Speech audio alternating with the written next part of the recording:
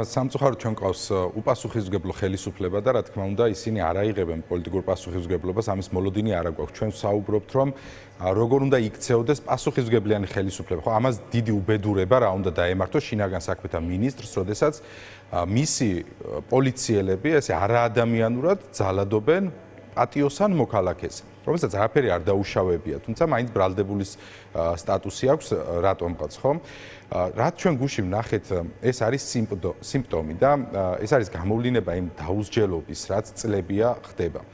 ძალიან ხშირად თქვენს ეთერშიც და ზოგადად ვისაუბრია იმ ძალადობაზე, რომელსაც ადგილი ჰქონდა 2024 წლის ნოემბერ-დეკემბერში. და ამას ძალიან ხშირად ვსაუბრობდით ესეთ ფაქტებამდე და კიდევ მრავალჯერ ვისაუბრებთ, იმიტომ რომ ესეთი შემთხვევები არის სწორედ საფუძველი იმისა, რომ პოლიციელებმა ჩათვალონ, რომ მათ შეუძლიათ ადამიანები აწამონ. იმიტომ რომ იმ დაახლოებით 12 დღის განმავლობაში 300-ზე მეტი ადამიანი იქნა ნაწამები და არავინ არ არის დასჯილი. როდესაც შეხედეს ამ პოლიციელებმა, რომ თურმე შეიძლება რაღაც ნაწილი იქაც იყო, ან არ იყო, არ ვიცით ხო, ან ვიღაც თავისი კოლეგა იყო და მოუყვა თუ რას აკეთებდნენ და ასე შემდეგ, ჩათვალეს, რომ ესეთ რაღაც შეიძლება და ერთ დღესაც მოკიდეს ხელი, გაიყვანეს რაღაც მოფარებულში და სასტიკად ცემეს ადამიანები. როდესაც ჩვენ ვსაუბრობთ, რომ უნდა დაისაჯოს ის ეგრეთ წოდებული სპეცრაზმელები, რომელმაც 300-ზე მეტი ადამიანი აწამა. ამას იმიტომ კი არ ვითხოვთ, რომ იმ ნაწამებ ადამიანებს ჩალეწილი ძვლები გაუმთელდებათ. რა თქმა უნდა, მნიშვნელოვანია, რომ სამართლიანობა აღდგეს და დამნაშავეები დაისაჯონ. თუმცა კიდევ უფრო მნიშვნელოვანია, რომ ვეღარავინ ვეღარ გაბედოს ესეთი ძალადობა მოქალაქეებზე, უდანაშაულო ადამიანებზე, მხოლოდ იმის გამო, რომ რაღაც ერთ შემთხვევაში რაღაც ცუდად მოხვდა მისი მანქანა თვალში, მეორე შემთხვევაში მისი პოლიტიკური შეხედულებები არ მოსწონს და ასე შემდეგ, ხო? სამართლებრივ სახელმწიფოში, როდესაც ერთხელ ერთი ადამიანი რაღაც ქმედებისთვის აგებს პასუხს, მეორე ადამიანი დაფიქრდება, უღირს კი მას რა ასეთი ქმედების ჩადენა, თუმცა როდესაც ხედავენ, რომ არის ჯებიან პოლიციელები, როდესაც ხედავენ, რომ შეგიძლია ესე იზალადო ადამიანებს, რა თქმა უნდა, გაყოყოჩდნენ და ჩაიდირეს ის საშინელება, რაც გუში ვნახეთ. კი ბატონო. და რაც შეეხება შინაგან საქმეთა მინისტრის პასუხისმგებლობის ნაწილს, თორნიკე რასაც თქვენ გაამახვილეთ ყურადღება, არა თუ რაღაცა არ ვიცი, პოლიტიკური პასუხისმგებლობის აღება და მაგალითად თანამდებობიდან წასვლა განცხადებას კი არ გვინახავს ჩვენ შინაგან საქმეთა მინისტრის ხო უშუალოდ გამოხმაურება ამ საკითხთან დაკავშირებით. კი, აი სრული გაუგებარი მდგომარეობაა, ხო? აი რა უნდა მოხდეს მართლა მაინტერესებს, ხო? ჩვენ ხშირად ვსაუბრობთ პოლიტიკურ პასუხისმგებლობაზე, ხო? ქალაქის მერი გვეუბნება, რომ მის ყველა სტრუქტურაში რომ გაჩაღებულია კორუფცია, ბავშვებს ფულს პარავენ, გზები არიგება, ვარკეთილის მეტრო ხო საერთოდ არის აი ამათი უნიათობის სიმბოლო და ძეგლი.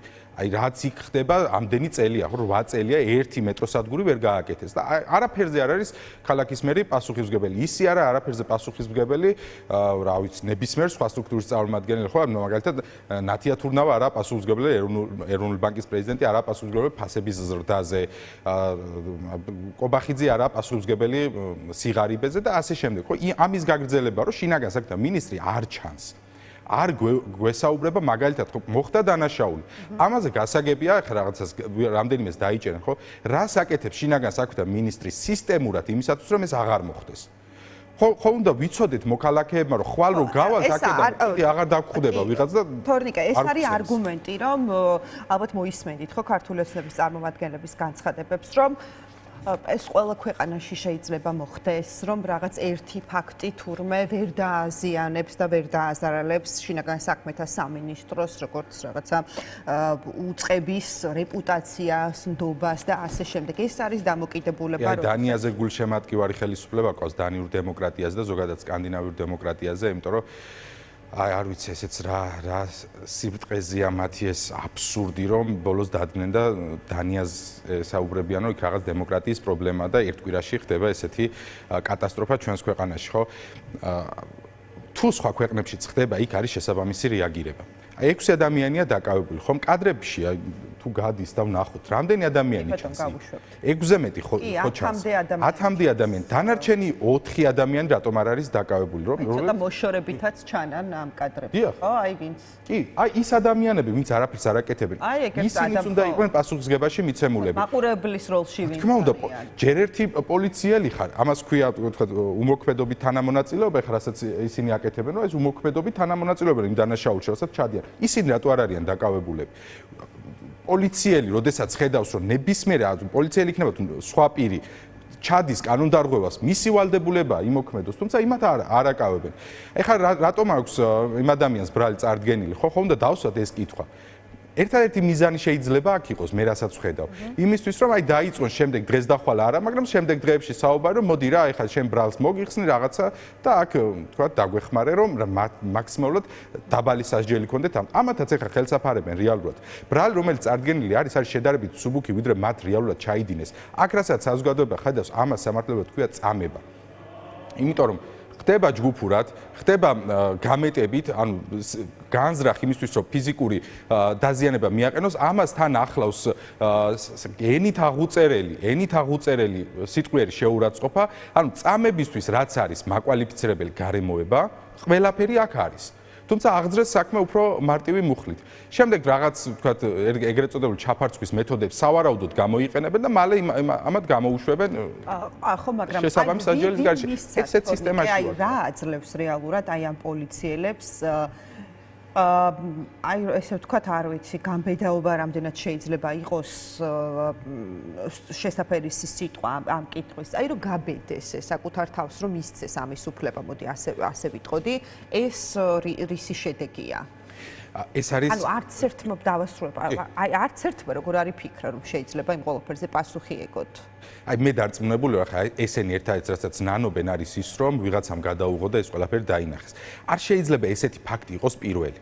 ანუ ამ ადამიანებს მე ესეთი რაღაც არ მჯერა, თქმა უნდა, ხა არ ვიცი დადასტურებ, თუმცა არ მჯერა რომ ესე გამეტებით რაც ორგანიზებულად ლამის როლები აქვს განაწილებული, ხო, ისე ერთი იჭერს, მეორე ურტყავს და ასე შემდეგ, ხო? ეს არ ხდება პირველ თან. ნახეთ, გარემოება ვიცით ჩვენ რომ იყო მანქანასთან დაკავშირებით გარკვეული შელაპარაკება, იქ ისეთი ადგილია, მანქანა ვერსად ვერ გაჩერს, სავარაუდოდ გაიყვანეს, ხო, მოფარებულში. თუმცა მათთა საუბედუროდ ეს გადაიღო. ადამიანმა და დავინახეთ თელმა საზოგადოებამ, ხო? რა აძლევთ მათ ამის გამბედაობას? აი ძალიან კარგი კითხვა. რამდენიმე ასპექტია, რის გამოც ისინი ამას ბედავენ, ხო? პირველ რაზეც ვისაუბრეს, დაუსჯელობის სინდრომი, როდესაც ხელისუფლებას ჭირდება და გაძლევს ძალადობის, ასე ვთქვათ, ინდულგენციას, რომ შეგიძლია ნებისმიერ ადამიანზე იძალადო და ამის გამო არ დაისჯები, ეს არის ერთი გარემოება. მეორე არის ის, რომ წლების განმავლობაში რამდენი თქვენი სიუჟეტი მომზადებულა, რამდენიმე თვის წინაც მახსოვს, ხო? ერთ-ერთი ახალგაზრდა უბრალოდ მოახერხა, რომ ტელეფონი ჩართო და გადაიღო და დაფიქსირდა, ხო? რამდენი ფაქტი გაგიშუქებიათ თქვენ, როდესაც ადამიანები გამოდიან და საუბრობენ, რომ ისინი აწამეს, სცემეს და არც ერთი არაა დასჯილი, იმიტომ რომ იქ შემდეგ კამერები ფუჭდება, იქ მოწმეები ვერ ხედავენ ნაცემ ადამიანებს, ექსპერტები ვერ ხედავენ დალურჯებებს და ასე შემდეგ, ხო? აი ესეთი ფაქტები, ესეთი წყება ფაქტების აძლევს შესაძლებლობას მათ, რომ ბოლოს ამ მდგომარეობამდე მიიყვანონ უბრალო მოქალაქეები და საზოგადოებას უნდა ესმოდეს, რომ გუშინ თუ იყო ეს აქციის მონაწილეები და უსაფუძვლოდ იქნა ისინი ნაწამები და ნაგვემი, ხომ? დღეს თუ არის ეს ერთი უბრალო პატიოსანი მოქალაქე გორიდან, ხო? ხვალ შეიძლება იყოს ნებისმიერი ჩვენგანი, ნებისმიერ თქვენგანის შვილი. არ ხდება ესე, რომ ძალადობა არის ლოკალიზებული, უსამართლობა არ ხდება ერთ ადგილას, ხო? თუ ქვეყანაში არის სისტემა უსამართლო, ის საბოლოო ჯამში ყველაზე მოახდენს ზეგავლენას და ამას ვსაუბრობთ ჩვენ უკვე მრავალი წელია და ეს მინდა რომ საზოგადოებამ გაიგოს, ხო?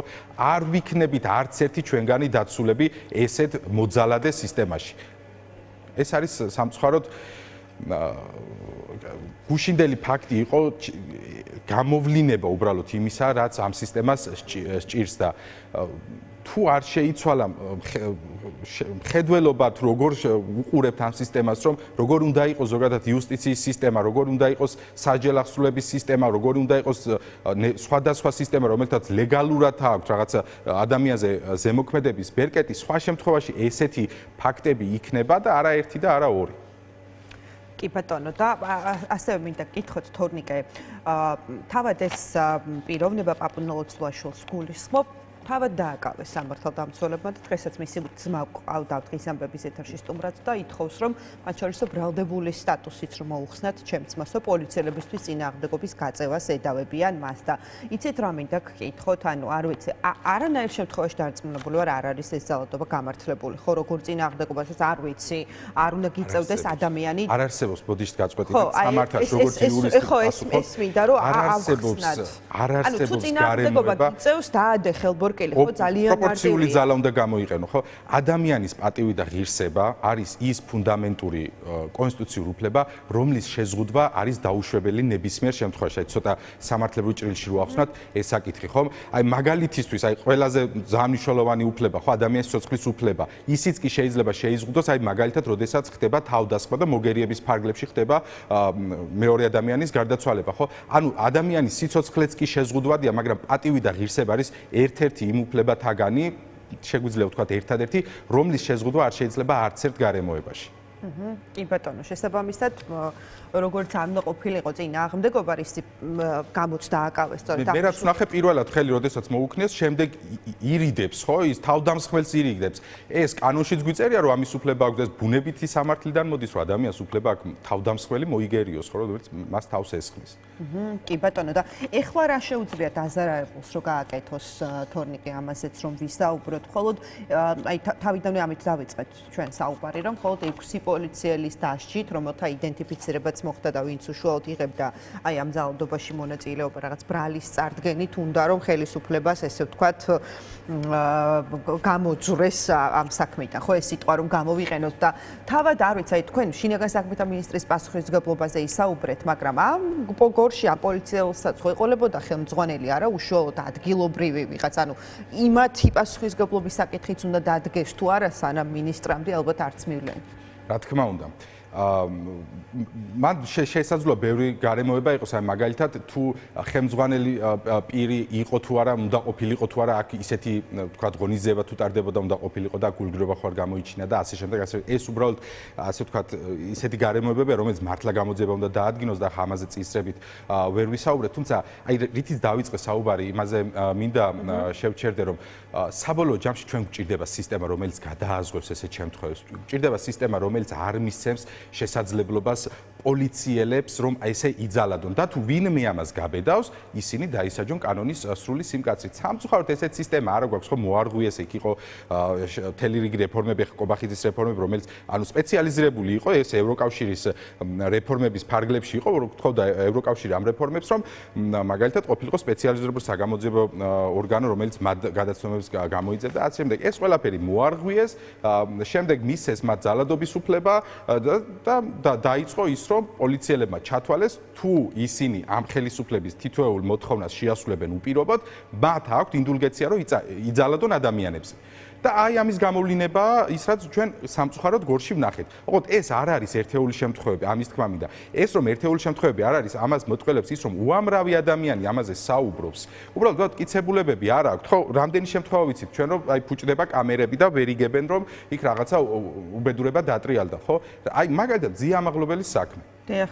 ზიამაღლობელის საქმე არის ამის კლასიკური მაგალითი, რომ ყბება ადამიანი, რომ მას არანორმალური შეურაცხყოფა მიაყენეს პოლიციის შენობაში, ხო ხელი რატომ გაარტყა იმ ადამიანს, რის გამოც ახლა უსამართლოდ იხდის სასჯელს. იმის გამო რომ ბოდიში და შეაფურთხა ზიას გადმოცემით პოლიციის შენობაში, ხო? აი იქ რომ თავის დროზე გამოძიება ჩატარებულიყო, ის ადამიანი თუ დამნაშავე იყო, დაესაჯათ, ესეთი ფაქტები აღარ იქნებოდა. ამიტომ საზოგადოებას მინდა უთხრა, უსამართლობა არ არის ლოკალიზებული, უსამართლობა არ არის ერთეული შემთხვევები. ის მივა აუცილებლად თითოეულ ჩვენგანის სახლთან და კართან და ჩვენს ოჯახებში და ჩვენს შვილებთან.